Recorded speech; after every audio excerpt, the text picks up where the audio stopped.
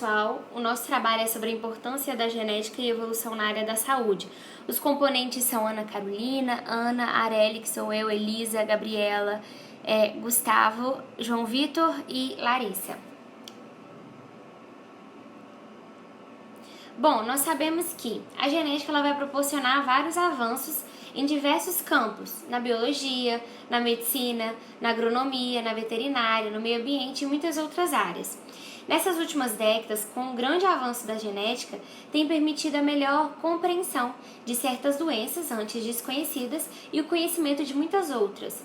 Vários esforços, atendendo aos anseios de um número cada vez maior de especialidades, têm sido realizados para detectar o quanto antes por exemplo, malformações congênitas, os desvios metabólicos, as doenças heredodegenerativas, as displasias esqueléticas e todos os distúrbios genéticos passíveis de um diagnóstico pré ou pós-natal.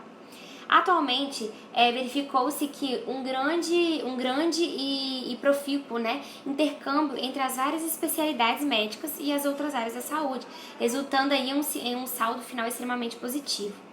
A citogenética, que é a parte ali da genética que vai estudar as estruturas e as funções da célula, tem prestado um grande apoio neste sentido, não só para a disciplina de genética, mas também para as outras áreas.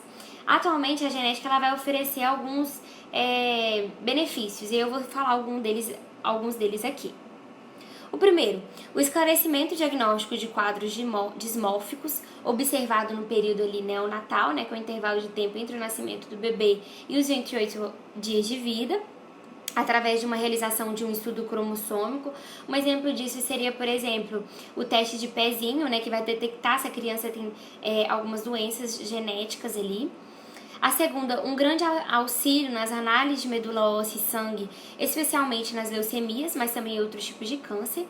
Nós temos também a possibilidade de elucidação e confirmação diagnóstica através da pesquisa do sítio frágil do cromossomo X e de quebras cromossômicas, de grande valia, quando não se dispõe de biologia molecular para o diagnóstico de certeza.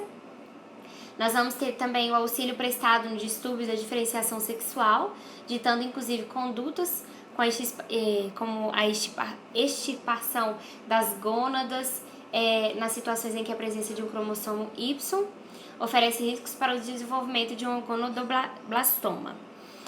Vamos ter também a identificação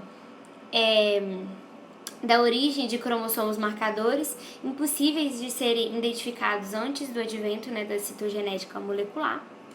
E também eu trouxe aqui outra que é a genética ecológica, que vamos aplicar ali dessa ciência vem da sua associação com a epidemiologia genética e toxicologia, que é a toxicogenética e radiogenética, na medida em que vou produzir ali estratégias de identificar os agentes mutagênicos, teratogênicos ou carcinogênicos que vão ameaçar a saúde das comunidades humanas, e a integridade dos ecossistemas. Bom, é possível afirmar que após o emprego da biologia molecular, nenhuma área da biomedicina permaneceu intocada. Entretanto, o rápido desenvolvimento da biologia molecular ela não foi completamente absorvida pela sociedade.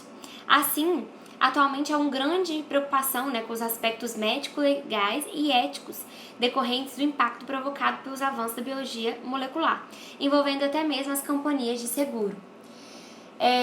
Esse artigo que nós trouxemos aqui mostrou que as ações de saúde voltadas para o diagnóstico precoce ou a estimativa do risco de recorrência, a identificação do grupo de risco e o aconselhamento genético que informa e orienta o afetado e seus familiares e estabelece propostas adequadas e viáveis para cada caso, só podem beneficiar toda a coletividade e agilizar o sistema de saúde como um todo.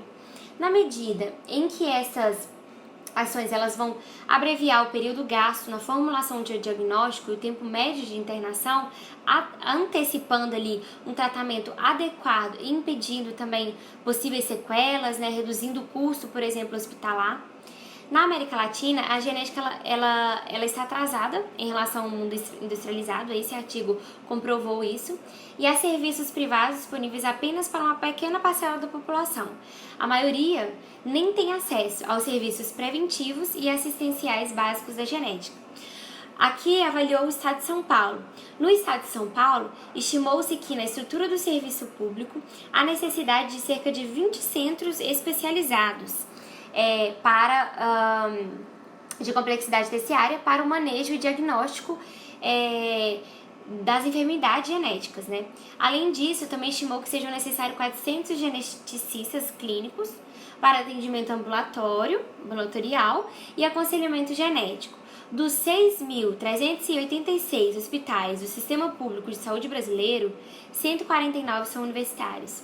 Entretanto, em todo o território, brasileiro, os serviços públicos de genética médica não chegam a 40.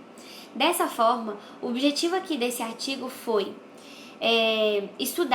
realizar uma análise retrospectiva do trabalho do serviço de genética com o intuito de ressaltar a importância de serviços desse tipo em nosso país.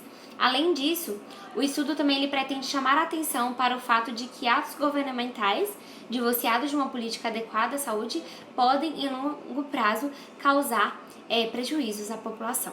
Agora, o resto do grupo vai explicar mais sobre esse artigo. Bom, o HMJ é um hospital municipal pediátrico e de nível terciário. O seu setor de genética contava, entre os anos de 1992 e 1996, havia 2 geneticistas, uma bióloga e, posteriormente, tinha uma estagiária no setor de citogenética. Os atendimentos não se limitavam apenas na parte do município. Abrangia também solicitações de outros hospitais e postos de atendimentos federais e estaduais. Algumas vezes, outros profissionais ou serviços solicitavam o exame, porém, com raríssimas exceções. Todos os pacientes que eram encaminhados para avaliação ou exame tinham que passar por uma triagem prévia com uma das geneticistas.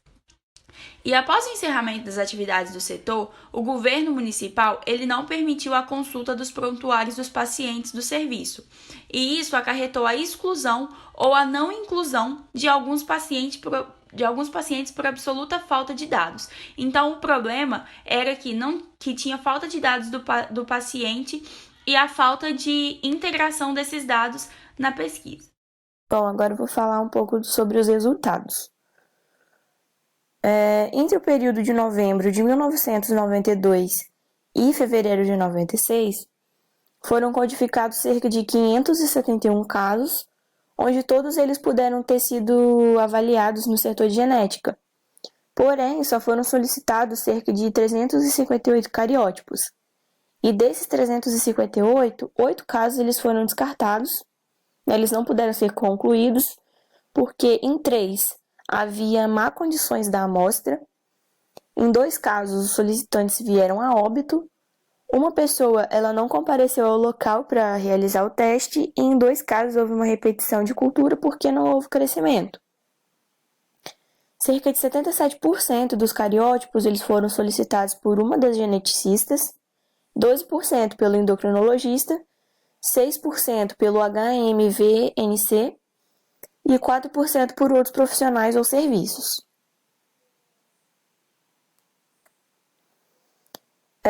Desses 350 cariótipos, 71 eles apresentaram alguma normalidade cromossômica, como a gente pode observar na tabela abaixo, a frequência de algumas delas, como é o caso das autossômicas recessivas, com 12% de frequência, as autossômicas dominantes, com 12% também, as ligadas ao X, com 1%, as multifatoriais, com 31%, as ambientais, com 5% e as não classificadas, com 23%. E aí a gente consegue observar que as anormalidades cromossômicas multifatoriais, elas são mais frequentes, elas ocorrem com maior frequência, comparadas a essas outras. Bom, além das lesões labiopalatais, com 8%, os defeitos de fechamento do tubo neural e uma série de outras malformações congênitas, elas também puderam ser avaliadas e seguidas nesse setor. Considerando-se os familiares até o 3º grau, foi detectada a recorrência das lesões labiopalatais em 29% dos casos. Então, dessa forma, foi possível informar não só os portadores dessas lesões, como a todos os familiares envolvidos o risco que eles estavam expostos, né? Que 29% é bastante. As síndromes de Noonan com 1% e Williams também com 1%, elas também foram detectadas, tendo sido avaliados 2 irmãos, cuja mãe e a avó materna, elas também eram portadores. Pouco mais da metade das alterações cromossômicas observadas, elas envolveram os cromossomos 21 e os sexuais. Além disso, a síndrome de Down ocorreu em 4% dos casos codificados, e como os portadores de doenças genéticas frequentemente apresentam vários sistemas acometidos ou mal formados, os responsáveis pelo estudo, eles informaram todas as especialidades envolvidas no caso sobre as intercorrências atuais ou futuras que esses indivíduos poderiam vir a apresentar. E esses foram os resultados. Agora eu vou falar um pouquinho sobre a discussão desse trabalho. Bom, o artigo 196 da Constituição Federal Brasileira, ele prevê que a saúde é um direito de todos e um dever do Estado, né? E ele deve ser garantido mediante políticas sociais e econômicas que visem a redução do risco de doença e de outros agravos e ao acesso universal e igualitário às ações e serviços para sua promoção, proteção e recuperação. Entretanto, na realidade, né, essas normas elas nem sempre são respeitadas, como é o caso da falta de acesso da população a serviços públicos de genética médica. É também indiscutível que os problemas congênitos e genéticos eles contribuem significativamente para a morbidade e mortalidade, né? E por isso eles deveriam receber mais atenção. A maioria dos países latino-americanos, eles não apresentam uma política de saúde explícita, né, e de apoio financeiro para prevenção e tratamento de distúrbios genéticos.